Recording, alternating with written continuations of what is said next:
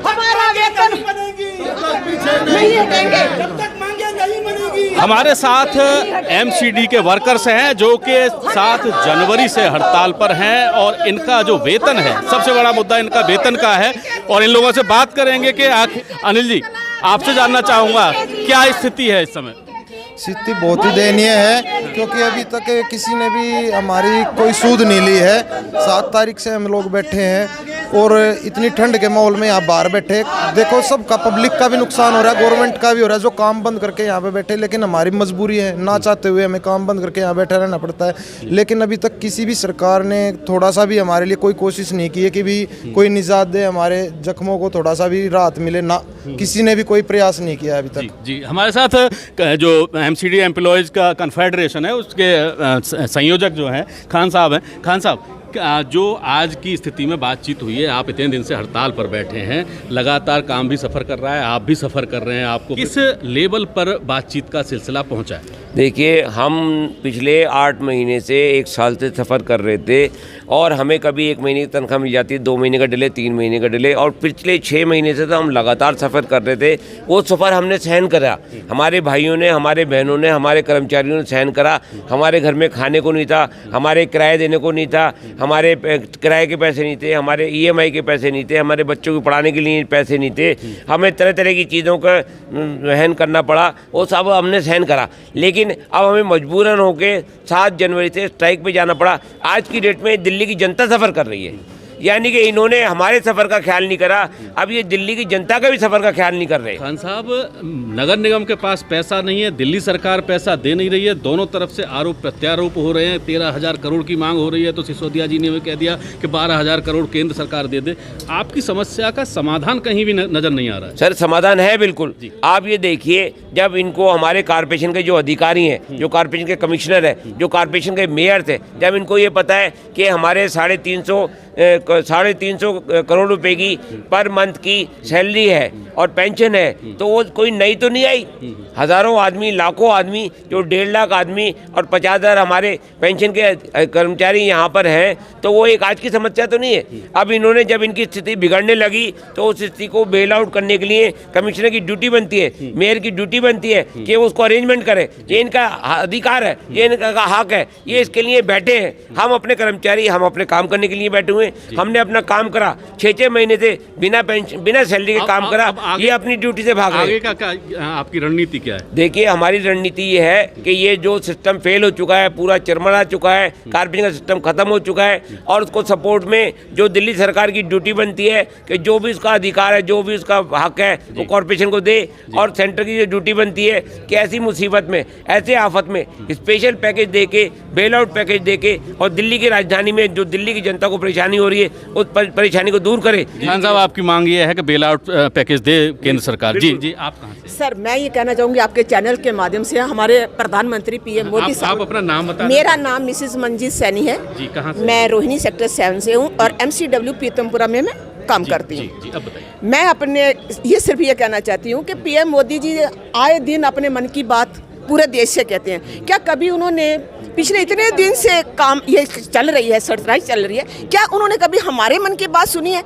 मैंने अपनी मेल से उनको, उनके ऑफिस में मेल किया, उनको फ़ोन किया, उनके ऑफिस में कोई कहीं भी कोई सुनाई नहीं है, कोई मेयर सुनाई नहीं देता। किसी दिल्ली सरकार, सब फेल है, टोटली फेल है। हमें ये नज़र आता है कि तीनों निगम इनको भंग करके एक किया जाए। ये तब से समस्या शुरू हुई है जब से ये 3 जगह डिवाइड। बिल्कुल, जब से 3 ट्राइफर्केशन नगर निगम का हुआ है तब से समस्या शुरू हुई है। सभी कर्मचारी भी यही कह रहे हैं। सफाई कर्मचारी यूनियन से आप हैं, आपका नाम? मेरा नाम संतलाल चौरिया है, मैं डीएम डिपार्टमेंट के सफाई कर्मचारियों को रिप्रेजेंट करता हूँ। Confederation of MCD employ union के माध्यम से हम 7 तारीख से हड़ताल कर रहे हैं। हमारे सफाई कर्मचारियों का तो और भी बुरा हाल है। हमारे सफाई कर्मचारियों का 4-4 महीने का वेतन ड्यू हो गया। जो हमारे कर्मचारी रिटायर हो गए या जिनकी डेथ हो गई, उनको 10-10 महीने से पेंशन नहीं मिली। इवन उनके जो अंतिम लाभांश का पैसा होता है वो भी नहीं मिला। पेंशनर का बुरा हाल है। आश्वासन चौरिया जी, आप यहाँ धरने पर बैठे हैं, आपकी ही सफाई कर्मचारियों की यूनियनों के ही बहुत सारे प्रतिनिधि मेयर के साथ बात कर रहे हैं। क्या ये माना जाए कि यूनियनों में, सफाई कर्मचारियों की यूनियनों में खास तौर पर विघटन हो गया है, फूट पड़ गई है? देखिए, जो लोग आज मेयर के यहाँ मीटिंग में आने वाले थे, मेयर का कल एक मंसूबा था कि डैम्स के कुछ जो उनके फेवर की यूनियन थी, जो कोर कमेटी के नाम से जो दलाल, मैं तो उनको दलाल कहूँगा, सीधी सी बात है, वो लोग कभी भी हड़ताल का नोटिस देकर हमेशा वापस ले लेते, उनके दम से कभी हड़ताल हुई नहीं। और ऐसे लोगों को उस मीटिंग का हमने बहिष्कार करने के लिए आज यहाँ पर बहुत बड़ा आज यहाँ प्रदर्शन किया। और वो मेयर साहब बाहर आए और जो कोर कमेटी के लोग वहाँ मीटिंग में बैठे हैं, एक भी यूनियन का लीगल नोटिस नहीं है। 2-3 दिन से अपना मुंह छिपाने बचाने के लिए, उजला करने के लिए वो लोग हड़ताल में खड़े होकर अपने फोटो खिंचवा रहे हैं। मैं तमाम आपके चैनल के माध्यम से दिल्ली के तमाम सफाई कर्मचारी भाई बहनों से अपील करता हूँ कि जो हड़ताल को लेकर हम आगे बढ़े हैं, हमारे चारों, क्या लग रहा है अब आगे किस तरीके से असहयोग करेंगे? सफाई व्यवस्था एकदम चरमरा गई है। हम अब जो इस तरह की ये चाल चलेंगे हमारे खिलाफ, हमें पता लगा है कि हमारे खिलाफ कार्रवाई करने की भी कोशिश की जा रही है, पुलिस को इन्वॉल्व करने की कोशिश की जा रही है, लेकिन हमारे हौसले को वो तोड़ नहीं पाएंगे। आगे चलकर हम मोदी सरकार के खिलाफ भी आंदोलन करेंगे, दिल्ली सरकार के खिलाफ भी आंदोलन करेंगे, तीनों मेयरों के खिलाफ आंदोलन करेंगे, इन्हों के घर पर कूड़ा डालेंगे, जो कुछ होगा हम सब कुछ करेंगे, क्योंकि हम तो वैसे ही मर रहे हैं। अगर वैसे मारे गए तो मर जाएंगे, कोई दिक्कत नहीं। दिल से पीड़ा निकल रही है, सैलरी नहीं मिली है, पेंशन नहीं मिली है। जी, आपका नाम जानना चाहूँगा। मेरा नाम शकुंतला देवी है, मैं लेजिस्लेटिव स्टाफ यूनियन की लीडर हूँ। देखिए, पिछले 6 महीने से हमारा बहुत बुरा हाल है, ना सैलरी मिल रही है हमें, ना कोई घर में खर्चे हो रहे हैं। सबसे बड़ी बात है कि हमारे जो फ्रंट लाइन में होते हैं, वैक्सीनेशन हम खुद करते हैं, और अभी 5 महीने से हम अब सैलरी ना मिलने के कारण घर की सारी जो सीमाएँ पार होगी, घर में कुछ नहीं है। तो इसलिए हम आगे से अभी जो हम वैक्सीनेशन भी नहीं करेंगे, और 31 को पोलियो, और हम पोलियो भी नहीं करेंगे। और जब तक PM साहब तक ये हमारी आवाज़ नहीं जाती, जब तक हमारी कंटिन्यू हड़ताल ऐसी चलती रहेगी, जब तुम्हारे ड्यूज और सैलरी हमारी क्लियर नहीं होती है।